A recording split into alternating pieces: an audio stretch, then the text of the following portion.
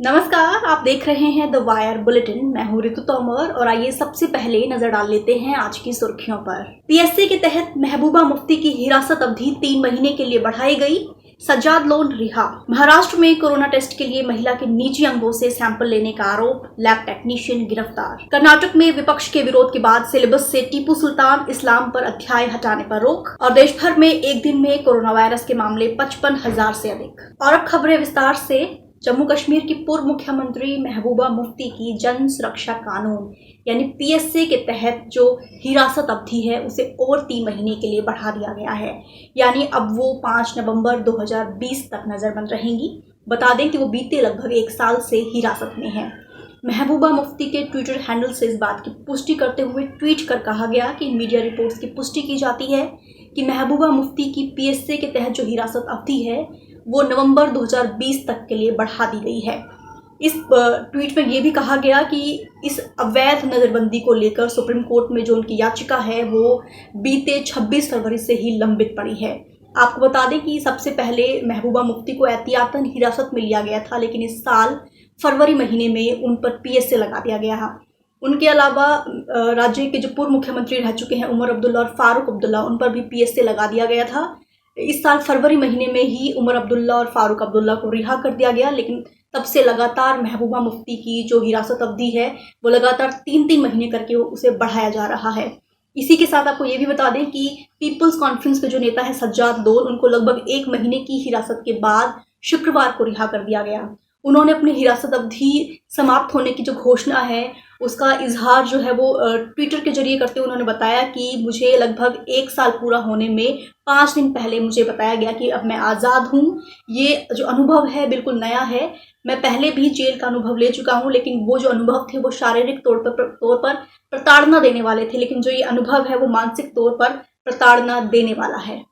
आपको बता दें कि पिछले साल केंद्र सरकार द्वारा 5 अगस्त को जम्मू कश्मीर का विशेष राज्य का दर्जा समाप्त कर इसे 2 केंद्र शासित प्रदेशों में बांट दिया गया था और तब से ही लगातार जम्मू कश्मीर के जितने भी आला नेता थे, जितने भी बड़े नेता थे, उन सभी को नजरबंद कर लिया गया था। और अब अगली खबर, महाराष्ट्र के अमरावती के एक अस्पताल में कोरोना जांच कराने गई एक महिला के निजी अंगों से स्वैब लिए जाने का मामला सामने आया है। इसके बाद पुलिस ने शिकायत दर्ज होने पर आरोपी लैब टेक्नीशियन को बलात्कार और उत्पीड़न के मामले में गिरफ्तार कर लिया है। शिकायतकर्ता का कहना है कि दरअसल वो 29 जुलाई को अपने कुछ दोस्तों और सहकर्मियों के साथ कोरोना जांच के लिए अमरावती के मोदी अस्पताल गई थी, जहां पर लैब टेक्नीशियन ने पहले तो उसके नाक का स्वैब लिया और बाद में लैब टेक्नीशियन ने महिला से कहा कि कोरोना टेस्ट के लिए दरअसल उसके निजी अंगों का भी स्वैब लिया जाना जरूरी है, जिसके बाद आरोपी ने महिला के निजी अंगों का स्वैब लिया। इसके बाद महिला ने ये जानकारी अपने सहकर्मियों और भाई को बताई, जिसके बाद उसके भाई ने जो है वो जिला अस्पताल से संपर्क किया, लेकिन वहां पर उन्हें पता चला कि कोरोना जांच के लिए सिर्फ गले और नाक का ही स्वैब लिया जाता है। इसके बाद महिला ने बदनेर पुलिस थाने में इस मामले की शिकायत दर्ज कराई, जिसके बाद पुलिस ने तुरंत मामला दर्ज कर आरोपी लैब टेक्नीशियन को बलात्कार और उत्पीड़न की धाराओं में गिरफ्तार कर लिया। और अब अगली खबर, कर्नाटक सरकार ने सामाजिक विज्ञान की पाठ्य पुस्तकों से कुछ अध्याय हटाए जाने के अपने विवादास्पद फैसले को फिलहाल वापस ले लिया है।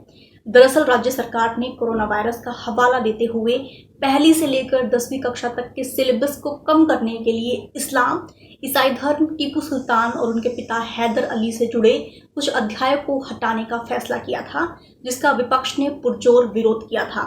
इसके बाद अब राज्य सरकार ने अपने इस विवादास्पद फैसले को वापस ले लिया है।